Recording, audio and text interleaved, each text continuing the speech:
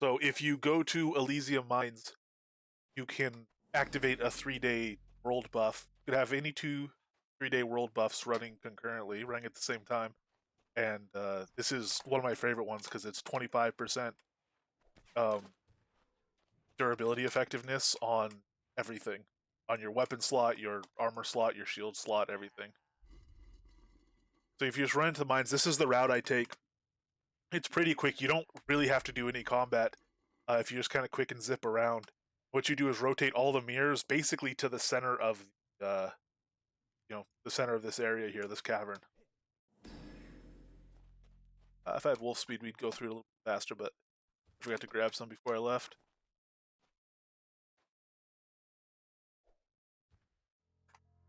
So we'll swivel this one around towards the center.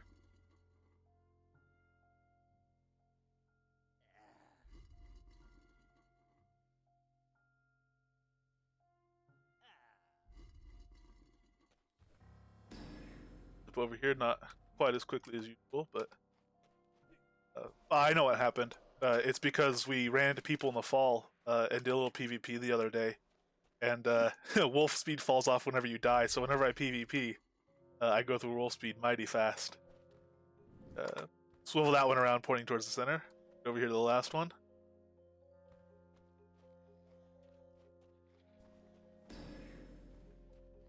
This is the one where I usually will take a couple arrows or smacks from a mob. Although we might have gotten by without them noticing us.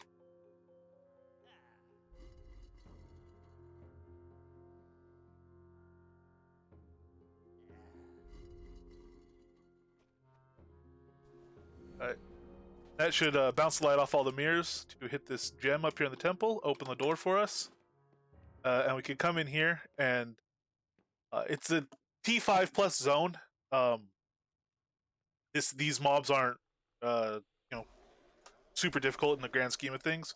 Depending on your build, you might have a little bit of trouble with them, and in fact, I do right now, because I'm in a fire build, so everything dies just fine. I set my immolation on, I'm not even buffed right now. Except the boss that spawns, the ghost, he has high magic resistance, so I'm actually just gonna drop a tonal area, and when he pops out, he'll get, sung to death. But there's just these guys, just basic, basic attacks of really any sword are fine for working through them, as long as you're able to kind of handle live content.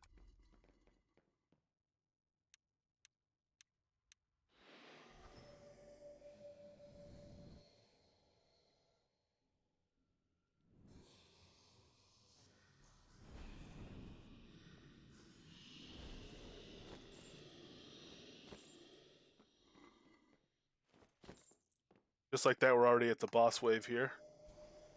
Here he is, so I'll make sure to stand next to him so my atonal's actually hitting him. Use some ranged attacks for the other guys. Alright, and once that wave's down, the buff opens up.